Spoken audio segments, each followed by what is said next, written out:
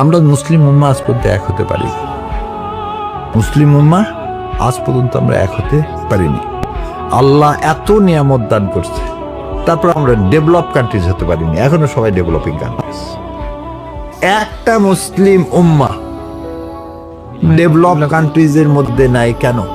তেল আমার, ইউরেনিয়াম আমার, সোনা আমার, সব খনি আমার, কিন্তু সেটা আপনাকে আল্লাহ নিয়ামত দান করলেন, কিন্তু আপনি ইউটিলাইজ করতে পারলেন না কেন?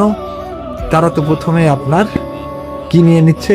আর যে যে পৃথিবীতে বেঁচে থেকে এই নিয়ামতকে সঠিকভাবে ইউটিলাইজ করছে, তাকে আপনি মিডিয়া দিয়ে, যেমন ধরুন বাংলাদেশের মিডিয়া, এই মিডিয়া হচ্ছে আজকে হচ্ছে সবচেয়ে বড় কি ফিতনা সৃষ্টিকারী। অসত্যকে কিভাবে সত্য বানাতে হয়, এটা হচ্ছে এবং মিডিয়ার। সত্যকে কিভাবে ধামাচাপা দিতে হয় আমি ধামাচাপা দিতে বলবো না, তারা সত্যকে আসতেই দেয় না, আসতেই দেয় না।